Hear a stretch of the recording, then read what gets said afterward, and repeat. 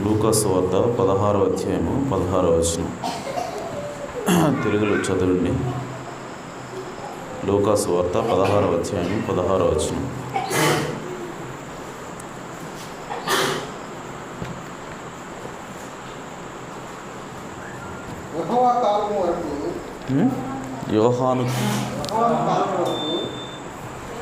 యోహాను కాలం వరకు ధర్మశాస్త్రమును ప్రవక్తలను ఉండిరి. అప్పటి నుండి దేవుని రాజ్య సువార్త ప్రకటించబడుచున్నది. ప్రతివాడును ఆ రాజ్యములో బలవంతముగా చొరబడుచున్నాడు. దేవుడు తన పరిశుద్ధ వాక్యమునకు తన ఆశీస్సులు జోడ్చునిగాక. అలాగే తల వంచి చిన్న ప్రార్థన చేసుకుందాం. సర్వోన్నతుడా, సర్వశక్తి గల తండ్రి, మా రక్షకుడా, మా విమోచకుడా, మమ్మల్ని మిక్కిలిగా ప్రేమించిన మా పరలోకపు తండ్రి, మీ ఘననామమునకు స్తుతులు స్తోత్రం చెల్లిస్తున్నాం. ఇదిగో నాయన, ఈ రాత్రికాల సమయంలో బుధవారపు ఆరాధనలో మేమందరం కూడా నా తండ్రి ఇటు రీతిగా మీ సన్నిధిలోకి వచ్చి పాటల ద్వారా మీ నామాన్ని మహిమపరుస్తున్నాం, ఘనపరుస్తున్నామంటే అది కేవలం మీ కృప ఉన్నది ప్రభువా. అయ్యా, మరి ఈ సమయంలో మీరు మా మధ్యలో ఉన్నారో మేము నమ్ముచున్నాం తండ్రి. ఎందుకంటే ఎక్కడిద్దరు ముగ్గురు కూడుకొని నా నామను ప్రార్థిస్తారో వారి మధ్యలో ఉంటానని వాగ్దానం చేసిన దేవుడు ప్రభువా. కనుక ఈ సాయంకాల సమయంలో తండ్రి మీరే రంగం మీదకి రండి. అల్పుడును, అయోగ్యుడిని ప్రభువా. ఏం మాట్లాడాలో ఎలా మాట్లాడాలో నాకైతే తెలియదు, కానీ ప్రభువా మీరే రంగం మీదకి వచ్చి ప్రభువా మా అందరితో మాట్లాడమని, మమ్మల్ని ఆశీర్వింపచేయమని మా ప్రభువును రక్షకుడు నాయన యేసుక్రీస్తు నామములో ప్రార్థించడి వేడుకుంటున్నాం పరమ తండ్రి. Amen, amen. Praise the lord.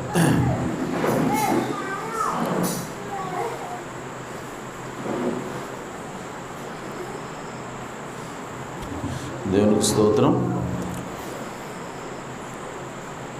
చాలా మంచిది. ఈ రాత్రికాల సమయంలో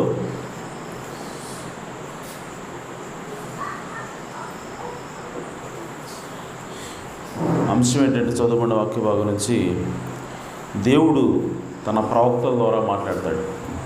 ఆమేన్. దేవుడు తన ప్రవక్తల ద్వారా మాట్లాడతాడు. ఆమేన్. సో ఇప్పుడు మనం చదువుకున్న వాక్య భాగంలో లూకా సువార్త 16:16లో బాప్తిస్మిచ్చు యోహాను వచ్చు వరకు ధర్మశాస్త్రము అలాగే ప్రవక్తలను ఉండిరి అని రాయబడింది. ఆమేన్.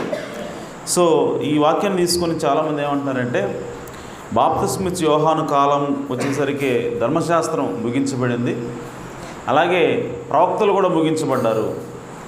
అంటే బాప్తిస్మిచ్చు యోహాను తర్వాత ఇక ప్రవక్తలు అనేది లేరు అని దానికి అర్థం చెప్తున్నారు.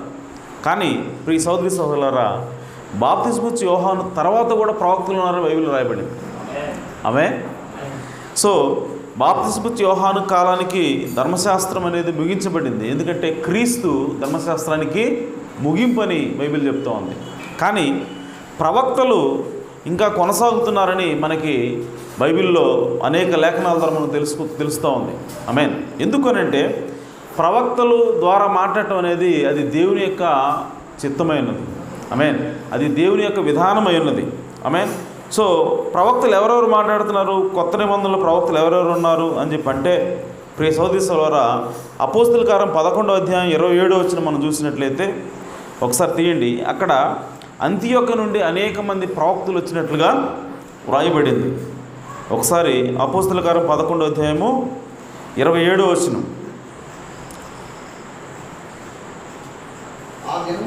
ఆ దినముల యందు ప్రవక్తలు యెరూషలేము నుండి అంతియోకయకు వచ్చిరి. ఆమేన్. సో ఎవరు వచ్చారంటే అక్కడికి? ప్రవక్తలు వచ్చారు. ఆమేన్. ఒక్క ప్రవక్త కాదని, అక్కడ చాలామంది ప్రవక్తలు ఉన్నట్టుగా వ్రాయబడింది. సో ఇది ఎప్పుడనంటే యేసుక్రీస్తు చనిపోయిన తర్వాత. ఆమేన్. సో యేసుక్రీస్తు చనిపోయిన తర్వాత కూడా ప్రవక్తలు ఉన్నారని బైబిల్ చెప్తా ఉంది. ఎందుకనంటే మరి 16వ అధ్యాయం 16వ వచనం ఎందుకు రాశారు అక్కడ అంటే, దాని అర్థం ప్రవక్తలు ఆగిపోయారని కాదు. ఆమేన్. సో అప్పటి వరకు ఎవరు ప్రవచించారంటే దేవుని యొక్క ప్రవక్తలు ప్రవచిస్తూ వచ్చారు. దాని అర్థం ఇక దాని తర్వాత ప్రవక్తలు ఉండరని కాదు, కానీ ఎందుకనంటే ఆయన తర్వాత అనగా బాప్తిస్మ యోహాను తర్వాత ప్రవక్తలు ఉండరు అని చెప్పంటే యేసుక్రీస్తు కూడా ప్రవక్త అన్నాడు. ఆమేన్. ఆ లెక్క ప్రకారం యేసుక్రీస్తు కూడా ప్రవక్త కానట్టే. ఆమేన్. ఆ మాట నిజమైతే ఓకే, ఆ మాట వీళ్ళు చెబుతున్నట్టుగా వాస్తవం అయితే ప్రవక్త అంటే బాప్తిస్మ యోహాను తర్వాత ఇక ప్రవక్తలు లేరు అంటే యేసుక్రీస్తు కూడా ప్రవక్త కానంటే లెక్క. ఎందుకంటే బాప్తిస్మ యోహాను తర్వాత వచ్చిన ఆయన యేసుక్రీస్తు అన్నాడు.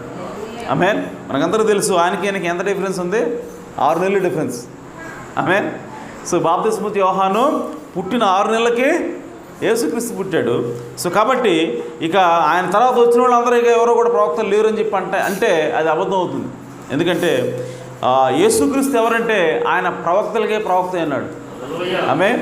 ఆయన మహాప్రవక్త అన్నాడు. ఎందుకంటే మోషే చెప్పాడు, ఇదిగో ప్రజల్లో ఇశ్రాయేలీలో నా వంటి ఒక ప్రవక్తను దేవుడు మీకు పుట్టిస్తాడు, ఆయన మాట మీరు వినండి అని చెప్పాడు ఆయన. ఆమేన్. సో కాబట్టి ప్రియ సోదరి సోదరులారా, యేసుక్రీస్తు తర్వాత కూడా ప్రవక్తలు ఉన్నారు. ఆమేన్. సో ప్రవక్తల ద్వారా దేవుడు మాట్లాడటం అనేది అది దేవుని యొక్క విధానమైనది. అయితే మరి అసలు దేవునికి ప్రవక్తలకి అంటే ప్రజలకి మధ్య ఈ మధ్యవర్తులు ఎందుకు? దేవుడే డైరెక్ట్గా మాట్లాడవచ్చు కదా అని చెప్పంటే ప్రియ సోదరి సోదరులారా, అసలు మొదటి నుంచి కూడా దేవుడు డైరెక్ట్గానే మాట్లాడాడు ప్రజలతోటి. ఆమేన్. ఆయన డైరెక్ట్గానే మాట్లాడాడు. ఆదికాండాలు మనం చూసినట్లయితే దేవుడు అవ్వాదాముల్ని తయారు చేసిన తర్వాత ఇప్పుడు వాళ్ళతో దేవుడు మాట్లాడుతున్నాడు. ఆమేన్.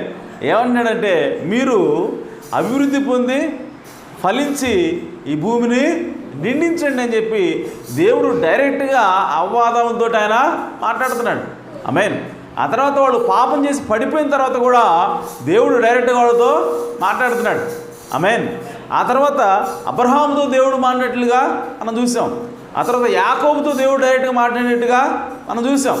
సో ఆయన అన్నాడు, ఇదిగో నేను దేవుని ముఖాముఖిగా చూసి కూడా బ్రతికాను అన్నాడు యాకోబు. ఆమేన్. ఆ ఎబ్బేకు రేవు దగ్గర ఆ దేవునితో పెనుగులాడిన తర్వాత ఒక మనుషుడు దేవుని ముఖాముఖిగా చూసిన తర్వాత కూడా బ్రతుకుతాడని నాకు ఇప్పుడు తెలిసిందంటున్నాడు ఆయన. ఆమేన్.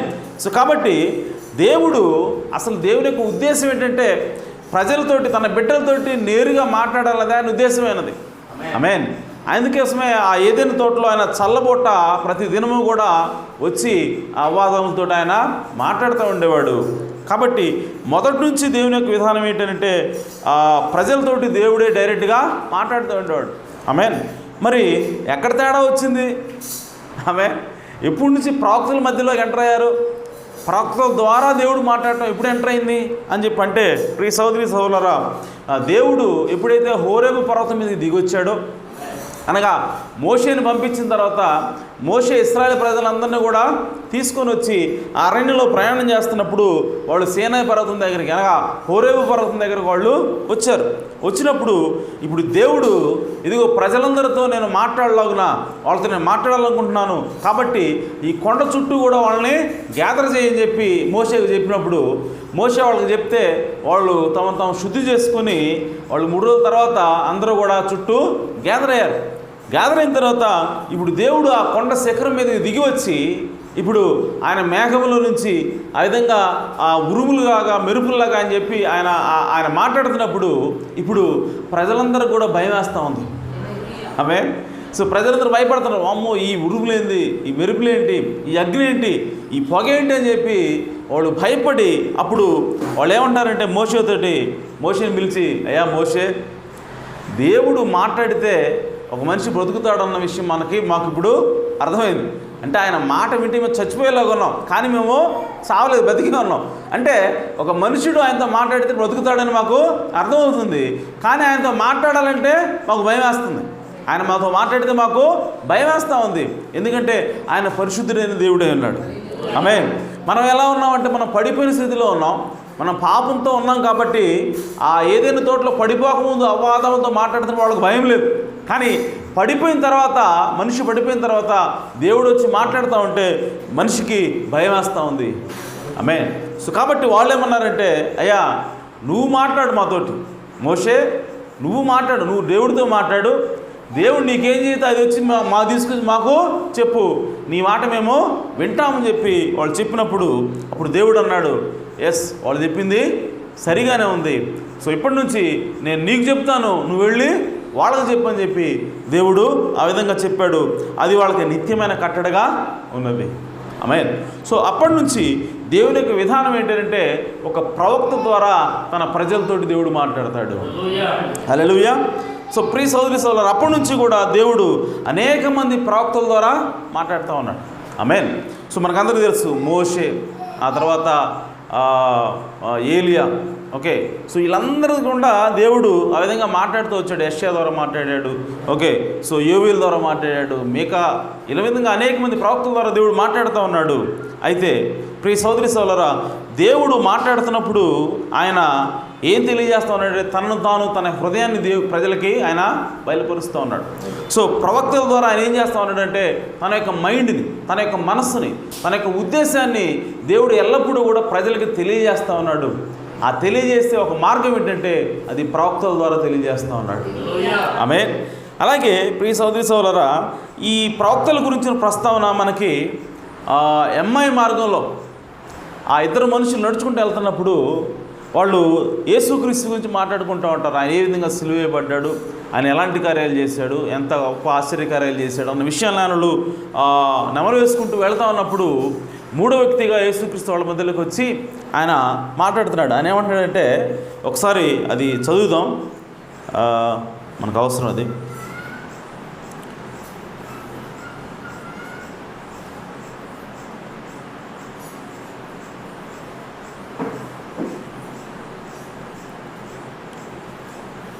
లోకసువార్త 24వ అధ్యాయము 26 ఒకసారి చదవండి. 26 నుంచి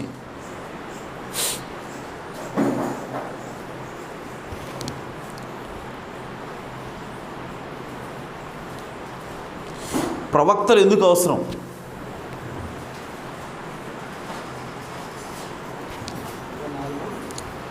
లోకసువార్త 24:26.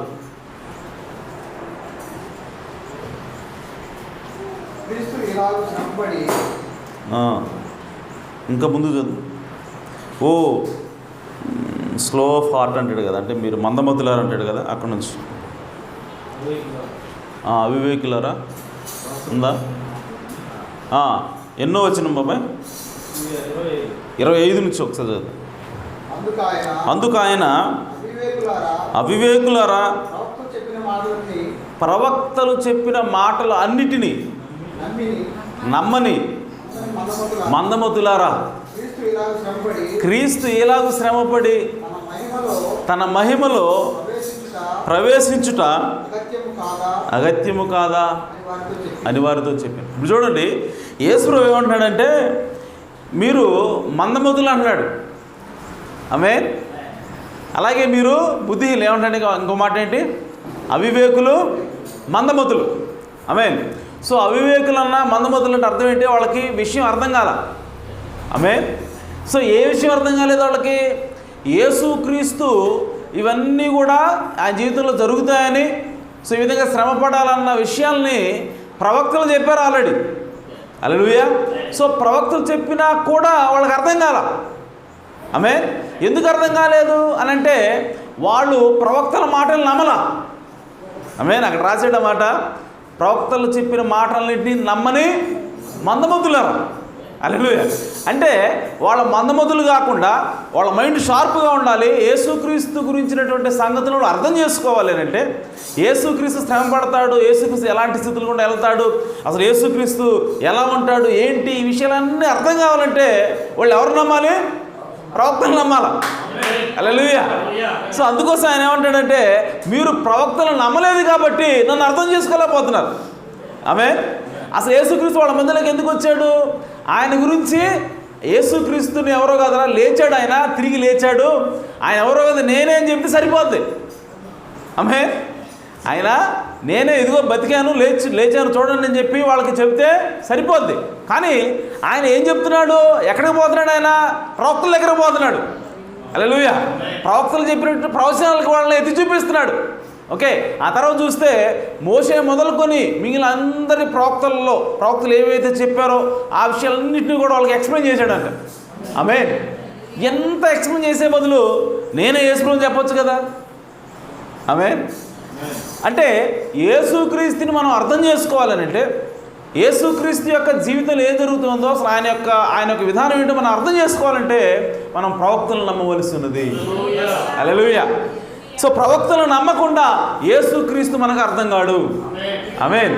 అందుకోసం ఆయన ఏమంటే మీరు ప్రవక్తల మాటలు నమ్మలేదు కాబట్టి మీరు ఇంకా మందమతులుగా ఉన్నారు, ఇంకా నాకు నేనంటే ఏంటో అర్థం కాకుండా ఉన్నారు, నా జీవితం ఏం జరుగుతుందో మీకు తెలియకుండా ఉంది. ఆమేన్. అదే మీరు ప్రవక్తలు నమ్మి ఉంటే నాకు ఆల్రెడీ ఏం జరుగుతుంది మీకు ఆల్రెడీ అర్థమైపోయి ఉండేది. అప్పుడు నేను ఎక్కడికి పోతాను, మళ్ళీ తిరిగి లేస్తాను లేనో అన్న విషయాలు కూడా మీకు తెలిసిపోయి ఉండేవి. ఓకే, అప్పుడు మీకు నమ్మటానికి కష్టంగా ఉండేది కాదని చెప్పి ఆయన ఏమంటాడంటే మీరు నా సంగతులు అర్థం చేసుకోవాలంటే మీరు ప్రవక్తలు నమ్మవలసి ఉన్నది. హల్లెలూయా. సో కాబట్టి ప్రియ సోదరి సోదరులారా, ప్రవక్తలు ఎందుకు అవసరం అంటే యేసుక్రీస్తుని అర్థం చేసుకోవాలంటే మన ప్రవక్తలు అవసరమై ఉన్నారు. ఆమేన్. అలాగే ప్రవక్తలు చెప్పే మాటలు అవి వారి సొంత మాటలా, వాళ్ళ సొంత ఆలోచనతో చెబుతారా అని చెప్పంటే బైబిల్ ఏం చెప్తోందంటే కాదు, ప్రవక్తల మాటలు దేని వల్ల వస్తున్నాయంటే అవి పరిశుద్ధాత్మ వల్ల వస్తున్నాయి. హల్లెలూయా. 2 పేతురు 1:21 ఒకసారి తీయండి. ప్రవక్తలు చెప్పిన మాటలు అవి ఎవరి మాటలంట? వాళ్ళ సొంత మాటలే కాదు కానీ అవి పరిశుద్ధాత్మ మాటలై ఉన్నాయి. హల్లెలూయా. సో అవి దేవుని మాటలై ఉన్నాయి, దేవుని చేత ప్రేరేపించబడిన మాటలై ఉన్నాయి. కాబట్టి వాటిని మనం నమ్మవలసి ఉన్నది, కాబట్టి మనం ప్రవక్తల్ని నమ్మవలసి ఉన్నది. అయితే యేసుక్రీస్తు చనిపోకముందు అంటే యేసుక్రీస్తుకు ముందు ప్రవక్తలు ఉన్నారు, యేసుక్రీస్తు తర్వాత కూడా ప్రవక్తలు ఉన్నారు.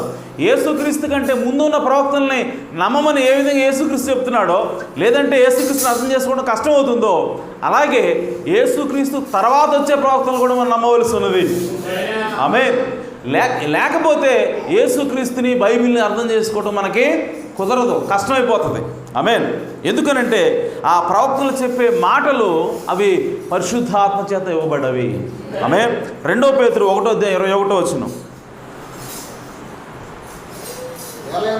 ఏలయనగా ప్రవచనము ఎప్పుడును మనుషుల ఇచ్చను బట్టి కలగలేదు కానీ మనుషులు పరిశుద్ధాత్మ వలన ప్రేరేపింపబడిన వారై దేవుని మూలముగా పలికిరి.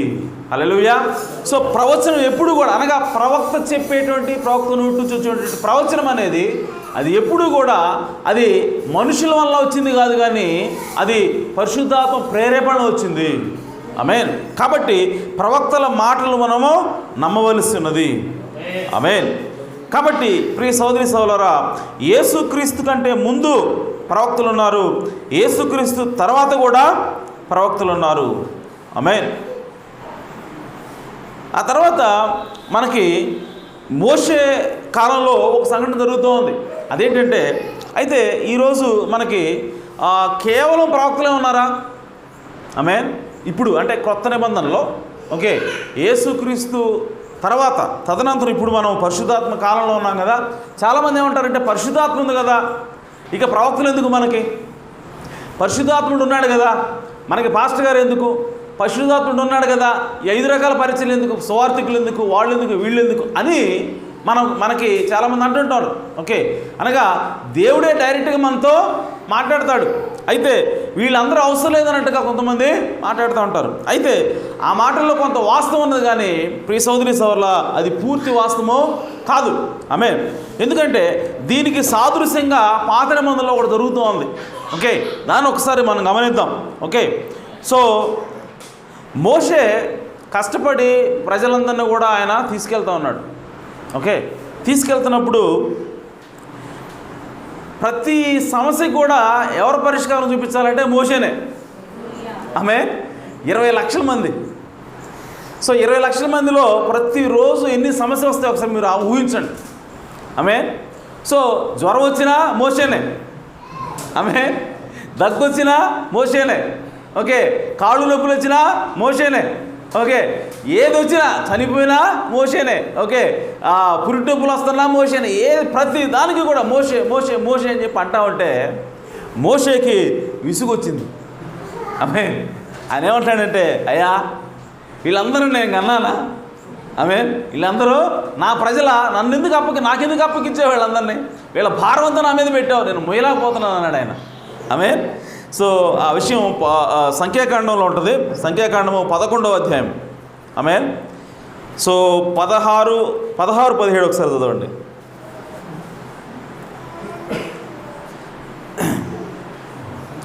సంఖ్యాకాండం 11వ అధ్యాయము 16.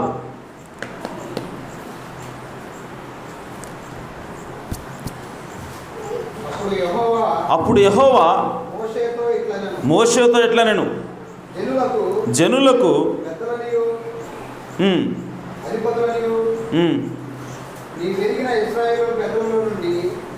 ఓకే, అంతకంటే ముందు 11 వచ్చింది చూడు.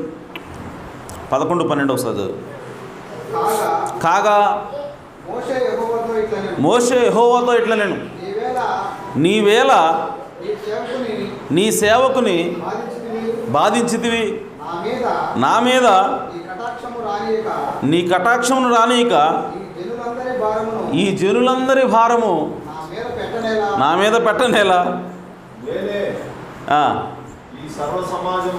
ఈ సర్వ సమాజమును గర్భమున ధరించితినా, నేను వీరిని కంటినా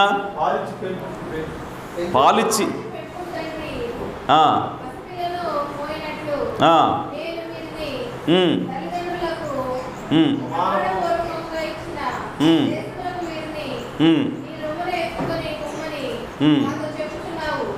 నా రొమ్మును వేసుకుని వీళ్ళని తీసుకోవాలమంటున్నావు, నేను గర్భం ధరించాను వాళ్ళని, నేను కన్నానా అంటాడు ఆయన. ఆమేన్. సో 16 వచ్చిన ఇప్పుడు దేవుడు ఆయన మొర వెళ్ళినాడు. ఓకే, విన్న తర్వాత 16 వచ్చిన. అప్పుడు యెహోవా మోషేతో ఇట్లా నేను జనులకు పెద్దలనియు అధిపతులనియు నీవెరిగిన ఇశ్రాయేలీయుల పెద్దల్లో నుండి 70 మంది మనుషులను నా యొద్దకు పోగు చేసి ప్రత్యక్షపు గుడారమునకు వారిని తోడుకుని రమ్ము, అక్కడ వారు నీతో కూడా నిలవబడవలను. 24 వచనం.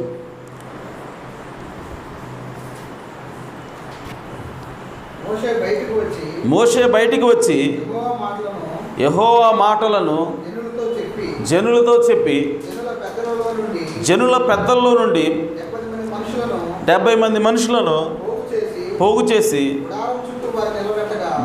గుడారం చుట్టూ వారు నిలవబెట్టగా యెహోవా మేఘములో దిగి అతనితో మాట్లాడి అతని మీద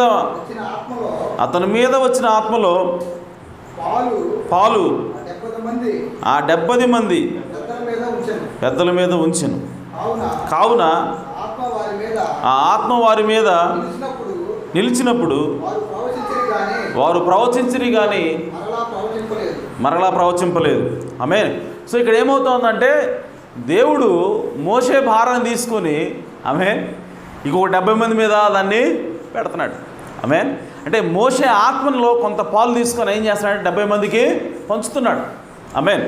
సో పంచుతున్నప్పుడు ప్రియ సోదరీ సోదరులారా, ఇక్కడ 70 మందిగా నిలబెట్టింది. ఈ 70 మందిలో 2 మిస్సింగ్, 2 రాలేదు చర్చికి ఆ రోజు. ఓకే, వాళ్ళు ఎక్కడ ఉన్నారు, ఇంట్లోనే ఉన్నారు. ఓకే, అయితే ఆ తర్వాత ఆ 2 కూడా పాళెంలో ప్రవచిస్తూ ఉన్నారంట. వాళ్ళు ఇంటి దగ్గర ఉన్నారు కదా, వాళ్ళు ఎక్కడున్నారో అక్కడ వాళ్ళు ప్రవచిస్తున్నారు. అంటే అర్థం ఏంటి, ఈ 70 మంది పేర్లు ఉన్నాయి. ఆమేన్. ఈ 70 మంది పేర్లు ప్రకారంగా దేవుని ఆత్మ వాళ్ళు ఎక్కడున్నారని అనవసరం. ఆమేన్. వాళ్ళ మీదకి వెళ్ళిపోయింది అది. హల్లెలూయా. సో మీకు రాస్తే ఎవరి పేర్లు అయితే రాయబడ్డాయో 70 మంది పేర్లు, ఓకే మీరు చదవండి తర్వాత. ఓకే, ఆ 70 మంది పేర్లు రాయబడ్డాయి. ఆ రాయబడిన 70 మంది మీదకి ఆత్మ పోతా ఉంది. ఆమేన్. వాళ్ళు ఇక్కడ ఉన్నారా లేరా అన్న తర్వాత సంగతి అనవసరం. ఓకే, ఆ పేర్లు రాయబడ్డాయి. ఆ రాయబడిన పేర్ల ప్రకారం అక్కడ ఆత్మ వెళ్ళిపోతా ఉంది. ఆమేన్. 68 మంది అక్కడ ఉన్నారు గుడారం దగ్గర, ఇంకొక 2 బయట పాలెంలో ఉన్నారు, ఇళ్ళ దగ్గర ఉన్నారు. వాళ్ళ మీద కూడా ఆత్మ వెళ్ళింది. ఎందుకంటే ఇక్కడ రాయబడింది వాళ్ళ పేరు. హల్లెలూయా.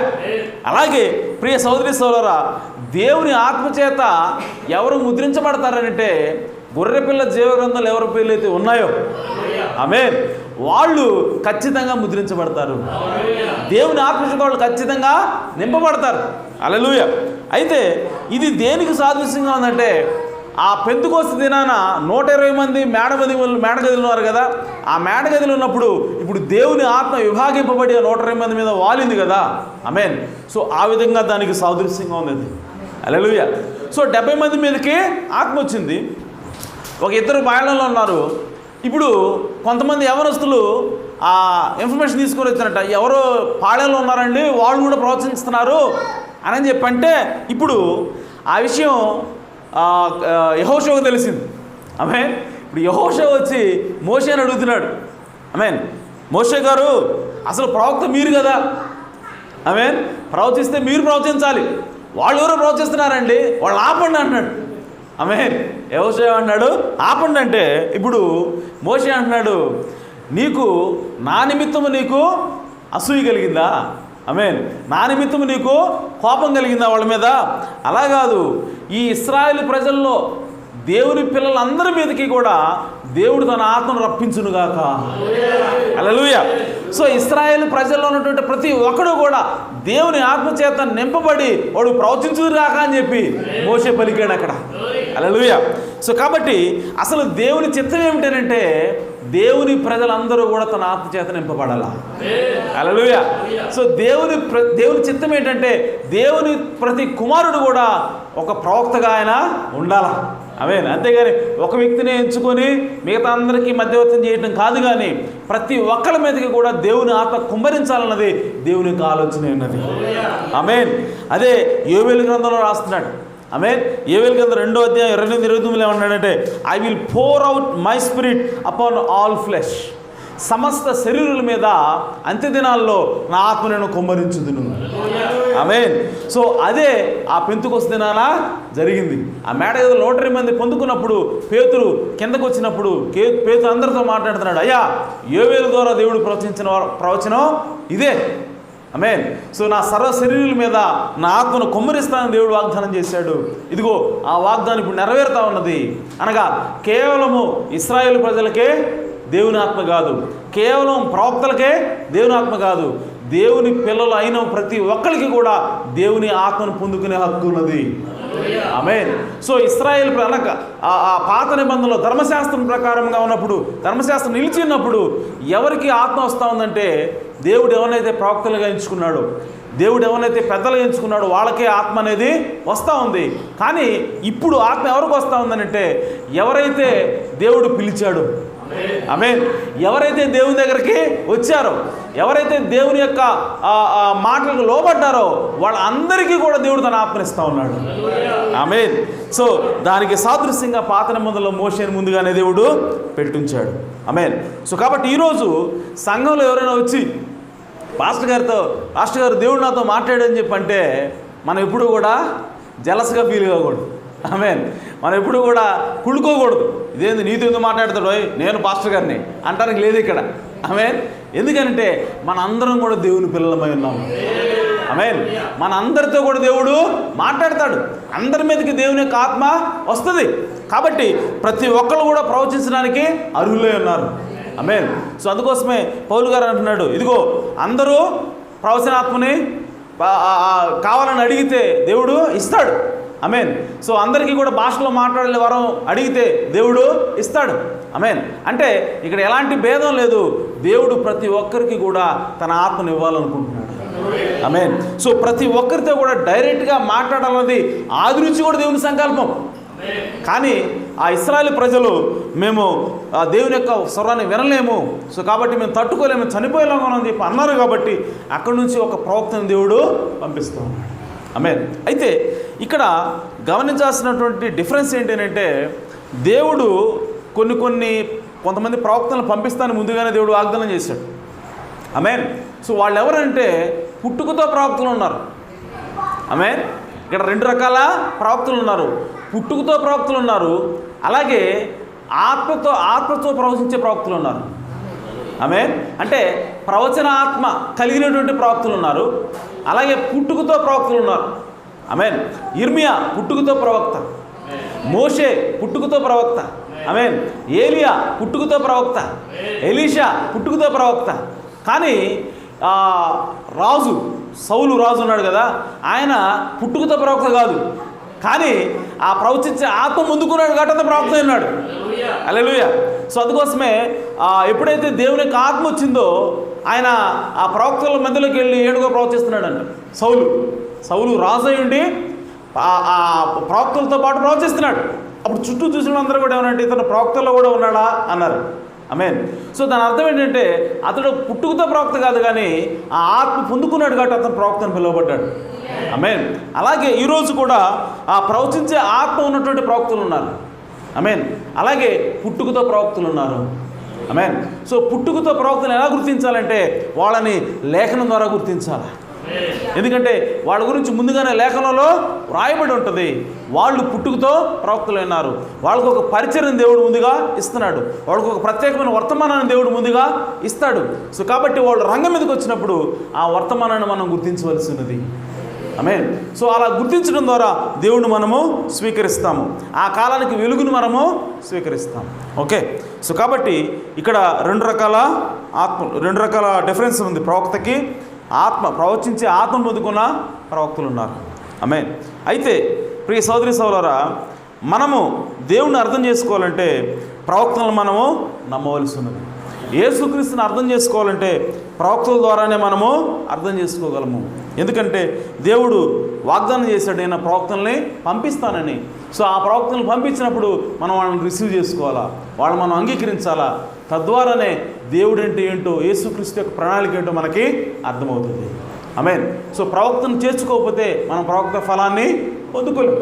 ఆమేన్. సో ఎవరైతే ప్రవక్తను చేర్చుకుంటారో వాళ్ళు ప్రవక్త ఫలాన్ని పొందుకుంటారు. సో ఆయన ద్వారా దేవుడు ఏదైతే వాగ్దానం చేశాడో, ప్రవక్త ఫలం అనగా వాళ్ళ ద్వారా దేవుడు ఏదైతే వాగ్దానం చేశాడో దాన్ని వాళ్ళు ఖచ్చితంగా పొందుకుంటారు. ఆమేన్. సో కాబట్టి ఈరోజు దేవుడు ఏదైనా సరే ఒక ప్రవక్త వచ్చాడంటే తన సొంత మాటలతో రాడు, కానీ పరిశుద్ధాత్మ చేత నింపబడిన వాడే వస్తాడు. ఆమేన్. సో కాబట్టి ప్రియ సోదరి సోదరులారా, ఈరోజు ఈ కాలంలో కూడా మనకి ఒక ప్రవక్త ఉన్నాడని మనకందరికీ తెలుసు. అది మలాకీ 4వ అధ్యాయము 5-6 వచనాల్లో రాయబడింది.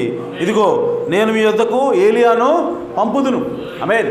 ఆయన దేశమును శపించకుండా ఆయన ఏం చేస్తాడంటే ప్రజల హృదయాల్ని, తండ్రుల హృదయాన్ని పిల్లల తట్లు, పిల్లల హృదయాన్ని తండ్రుల తట్టును తిప్పుతాడని చెప్పి ఆయన వాగ్దానం చేశాడు. సో కాబట్టి ఈరోజు మనము మన హృదయాలు తిప్పబడాలి అంటే, ఆమేన్, మన హృదయాలు మార్పు చెందాలి అంటే ఆ ప్రవక్తను మనం అంగీకరించవలసి ఉన్నది. హల్లెలూయా. సో కాబట్టి ప్రియ సోదరి సోదరులారా, బైబిల్ ఇంకా ఏం చెప్తా ఉందంటే మన హృదయాలకి ఆ సున్నతి అవసరమని చెప్తా ఉంది. ఆమేన్. సో ఆ సున్నతి ఎప్పుడు వస్తుందంటే ఆ ప్రవక్తను మనం ఎప్పుడైతే అంగీకరిస్తామో. ఆమేన్. ఫర్ ఎగ్జాంపుల్ ఉదాహరణకి తండ్రుల హృదయాన్ని పిల్లలతోటి తిప్పాలి. ఏలియా వచ్చి ఏం చేయాలి? మొట్టమొదటిగా తండ్రుల హృదయాన్ని పిల్లలతోటి తిప్పాలి. అంటే అక్కడ తన హృదయం, అంటే ఆ తండ్రుల హృదయాన్ని ఆయన బాగు చేయవలసి ఉన్నది, ఆ తండ్రుల హృదయాన్ని ఆయన నిర్మించవలసి ఉన్నది. సో ఆ పరిచర్య ఎప్పుడు జరిగిందంటే బాప్తిస్మం ఇచ్చే యోహాను కాలంలో జరిగింది. ఆమేన్. సో బాప్తిస్మం ఇచ్చే యోహాను కాలంలో జరిగినప్పుడు ఆయన వచ్చి ఆ రంగం మీదకి వచ్చి ఆయన వర్తమానాన్ని ప్రకటిస్తున్నప్పుడు అనేక మంది ఆయన దగ్గరకు వచ్చారు. ఆమేన్. వచ్చినప్పుడు ఆయన ఏమంటాడంటే, ఇదిగో మీరు కరెక్ట్ ప్లేస్ దగ్గరికి వచ్చారు, అయితే మీ హృదయాల్ని బాగు చేసేది నేను కాదు. ఆమేన్. సో నేనేం చేస్తానంటే మీ హృదయాల్ని ఎవరు బాగు చేస్తారో వాళ్ళ మీద చూపిస్తా. ఆమేన్. సో కాబట్టి ఆయన వచ్చి మీకు పరిశుద్ధాత్మతోనూ అగ్నితోనూ మీకు బాప్తిసం ఇస్తాడు. ఆమేన్. అనగా మీ హృదయాలు బాగుపడాలంటే, మీ హృదయాలు దేవుని వైపు తిరగాలి అంటే మీరు అగ్ని చేత మీ హృదయం కాల్చబడాలా, పరిశుద్ధాత్మ చేత మీ హృదయము నింపబడాలి. కాబట్టి ఇది ఆయన దగ్గరికి వెళ్ళండి. ఆమేన్. సో బాప్తిస్మం యోహాను దగ్గరికి ఆ లేఖనం వచ్చినప్పుడు, ఆ ప్రజలు వచ్చినప్పుడు ఆ బాప్తిస్మం యోహాను ఏం చేస్తా ఉన్నాడంటే ఆ హృదయాలను తిప్పగలిగేడు ఎవరైతే ఉన్నారో, ఆ హృదయాలను మార్చగలిగేది ఎవరైతే ఉన్నారో ఆ యేసు క్రీస్తు వైపు ఈ బాప్తిస్మం యోహాను పాయింట్అవుట్ చేస్తూ ఉన్నాడు. ఆమేన్. తద్వారా తండ్రుల హృదయాన్ని పిల్లల తట్టు ఆయన తిప్పుతూ ఉన్నాడు. ఆమేన్. కానీ హృదయాన్ని బాగు చేసేది ఎవరంటే యేసు క్రీస్తు ఉన్నాడు. ఆమేన్. యేసు క్రీస్తు దగ్గర నుంచేటువంటి ఆ పరిశుద్ధాత్మ మారుస్తుంది. యేసుక్రీస్తు దగ్గర నుంచి వచ్చేట అగ్ని మన హృదయాల్ని మారుస్తుంది. ఆమేన్. ఎందుకనంటే మన హృదయాలకి సున్నతి అవసరం అని బైబిల్ చెప్తోంది. ఆమేన్. సో మనకందరూ సున్నతి అనగా ఏమిటంటే అది దేహంలో ఉండేదని మనం అనుకుంటున్నాం. కానీ దేవుని వాక్యం ఇంకేం చెప్తుందంటే అది దేహంలో మాత్రమే కాదు, అది మన హృదయానికి కూడా సున్నతి అవసరమైనది. ఆమేన్. సో దేహంలో సున్నతి అది ఎక్స్ట్రా ఉన్నటువంటి ఒక ఏమంటారంటే చర్మాన్ని అది కట్ చేసి పక్కకు తీసేస్తాం, దాన్ని సున్నతి అంటాం. అలాగే మన హృదయానికి కూడా కొన్ని ఎక్స్ట్రా యాడ్ అయి ఉంటాయి అంట. ఆమేన్. సో మన హృదయానికి కూడా కొన్ని అవసరం లేనివి తగులుకొని ఉంటాయి, వాటన్నింటినీ కూడా కత్తిరించవలసి ఉన్నది. ఆమేన్. సో అది కత్తిరించేది ఎవరంటే అది పరిశుద్ధాత్మ బాప్తిస్మై ఉన్నది. ఆమేన్. మనం ఎప్పుడైతే ఆ అగ్ని చేత, పరిశుద్ధ అగ్ని చేత మనం నింపబడతామో, ఆ పరిశుద్ధాత్మ చేత మనం నింపబడతామో మన హృదయానికి అది బాప్తిస్మం ఇస్తుంది, మన హృదయానికి అది సున్నతి అవుతుంది. ఆమేన్. సో అలా జరగాలి అంటే మనం ఎక్కడికి వెళ్ళాలంటే మనము ఏలియా దగ్గరికి రావాలా. హల్లెలూయా. సో ఆ రోజు తండ్రులు తమ హృదయాలను బాగు చేసుకోవాలంటే ఆ ఏలియా అనేటువంటి బాప్తిస్మం దగ్గరికి వెళ్ళాలి. ఈరోజు ఈ కాలంలో ఈ అంత్య దినాల్లో మన హృదయాలు అనగా పిల్లల హృదయాలు తండ్రుల తట్టు తిరగాలి అంటే ఇప్పుడు ఎవరి దగ్గరికి రావాలంటే ఈ కాలపు ఏలియా అనేటువంటి విలియం బ్రానన్ దగ్గరికి రావాలి. హల్లెలూయా. సో ఈ మెసేజ్ దగ్గరికి వచ్చినప్పుడు ఈ మెసేజ్ కూడా ఏం చేస్తుందంటే మన హృదయానికి సున్నతి చేస్తుంది. ఆమేన్. సో ఎందుకనంటే ఈ మెసేజే పరిశుద్ధాత్మ బాప్తిస్మం అన్నది, ఈ మెసేజే అగ్ని అన్నది. ఆమేన్. కాబట్టి ఈ మెసేజ్ ఏం చేస్తుందంటే ఈ చివరి కాల వర్తమానం ఏం చేస్తుందంటే మన హృదయానికి సున్నతినిస్తుంది. ఆమేన్. మన హృదయాన్ని మార్పు చెందించి అది మరలా అపోస్తల బోధ వైపు తిప్పుతుంది. హల్లెలూయా. సో కాబట్టి ప్రియ సోదరి సోదరులారా, మనము ఈరోజు ప్రవక్తను నమ్మినప్పుడే మనము దేవుని వైపు తిరుగుతాం. మన ప్రవక్తను నమ్మినప్పుడే, ఈ కాలపు వర్తమానాన్ని నమ్మినప్పుడే మనము మన హృదయాలు అనేవి మరలా క్రీస్తు వైపు తిప్పబడతాయి, మన అపోస్తల బోధ వైపు తిప్పబడతాయి. కాబట్టి మనకు ప్రవక్త అవసరమే అన్నాడు. ప్రవక్తని నమ్మవలసి ఉన్నది. కేవలం పాత నిబంధనలోనే ప్రవక్తలు ఉన్నారని చెప్పి అంటే అది అబద్ధం. ఎందుకనంటే క్రొత్త నిబంధనలో కూడా ప్రవక్తలు ఉన్నారు. ఆమేన్. సో యేసుక్రీస్తు ప్రవక్త ఉన్నాడు. అలాగే అనేక మంది ప్రవక్తలు ఉన్నట్లుగా బైబిల్లో రాయబడింది. అగబస్ అనేటువంటి ప్రవక్త ఉన్నాడు. సో అతను ఒక విషయాన్ని ప్రవచించాడు, ఆ ప్రవచనము నెరవేరిందని బైబిల్లో రాయబడింది. అలాగే బైబిల్ అనేక చోట్ల ప్రవక్తలు ఇంకా ఉన్నారని రాయబడింది. కాబట్టి ప్రియ సోదరి సోదరుల, ప్రవక్తల ద్వారా దేవుడు మాట్లాడటం అనేది ఇంకా ఆగలేదు. అయితే ప్రవక్తలతో పాటుగా ఇంకా దేవుడు ఇంకా 4 రకాల పరిచర్యలు ఇస్తూ ఉన్నాడు. ఆమేన్. 5 రకాల పరిచర్య ద్వారా దేవుడు మాట్లాడుతున్నాడు. పాత నిబంధనలో కేవలం ప్రవక్తల ద్వారానే మాట్లాడాడు. ఇప్పుడు దేవుడు 5 రకాల పరిచర్యలను ఉపయోగించుకుంటున్నాడు. ఆమేన్. వాళ్ళు ఎవరనగా ప్రవక్తలై ఉన్నారు, అలాగే అపోస్తులై ఉన్నారు, అలాగే సువార్థికులై ఉన్నారు, అలాగే టీచర్స్ అయి ఉన్నారు, అలాగే పాస్టర్ గారు అయి ఉన్నాడు. ఆమేన్. సో ఈ 5 రకాల పరిచర్య ద్వారా దేవుడు ఈరోజు తన ప్రజలతో మాట్లాడుతూ ఉన్నాడు. ఆమేన్. సో కేవలం వాళ్ళ ద్వారా మాత్రమే కాదు, డైరెక్ట్గా నేరుగా నీతో కూడా దేవుడు మాట్లాడతాడు. ఆమేన్. ఎందుకనంటే మనందరం కూడా ఇప్పుడు పరిశుద్ధాత్మ బాప్తిస్మం ద్వారా దేవునితో అంటుకట్టబడ్డాం కాబట్టి డైరెక్ట్గా దేవుడు నీతో కూడా మాట్లాడతాడు. ఆమేన్. సో కాబట్టి ప్రియ సోదరి సోదరులారా, ఈరోజు మన ప్రవక్త ఒక ఆయన ఉన్నాడు. ఆయన ద్వారా మనం వచ్చినప్పుడు మన హృదయానికి సున్నతి అవుతుంది, మన హృదయాలు బాగుపడతాయి. కాబట్టి ఈ కాల వర్తమానం మనము నమ్మవలసినది. ఈ గడియ వర్తమానము సత్యమైనది. ఎందుకంటే ప్రవక్తలు చెప్పే ప్రతిదీ కూడా ఎవరి దగ్గర నుంచి వస్తుందంటే వాళ్ళ సొంతగా చెప్పట్లేదు, కానీ పరిశుద్ధాత్మ చేత ప్రేరేపించబడి వాళ్ళు చెప్తూ ఉన్నారు. కాబట్టి వాళ్ళు చెప్పేది సత్యమని దేవుని యొక్క వాక్యం తెలియజేస్తూ ఉంది. కాబట్టి ప్రవక్తలను నమ్ముదాం. ఈ కాలంలో ఒక ప్రవక్త ఉన్నాడు, ఆయన నమ్ముతున్నాం. కాబట్టి ఇప్పుడు మనం ఎక్కడికి వెళ్తా ఉన్నామంటే మన శరీరాలు మార్పు చెందేటువంటి స్థితిలోకి మనం వెళ్తా ఉన్నాం. ఆమేన్. ఎందుకంటే అంతకుముందు వరకు మన ఆత్మ విమోచించబడింది, ఇక మన శరీరం విమోచించబడవలసి ఉన్నది. ఆమేన్. సో ఈ వర్తమానం ఏం చేస్తుందంటే మన శరీరాన్ని విమోచిస్తూ ఉంది. మన శరీరాన్ని మార్పు చెందించేటువంటి శక్తి ఈ వర్తమానంలో ఉన్నది. ఆమేన్. కాబట్టి మనం మార్పు చెందబడి రెప్పపాటులో ఎత్తబడాలంటే ఈ వర్తమానం మనకు అవసరమైనది, ఈ గడియ వర్తమానం మనకి అవసరమైనది. కాబట్టి ఆ విధంగా మనం ముందుకు వెళ్దాం. దేవుడు మనల్ని సమృద్ధిగా దీవిస్తాడు. ఓకే, దేవుడి మాటలు దీవించును గాక. ఆమేన్.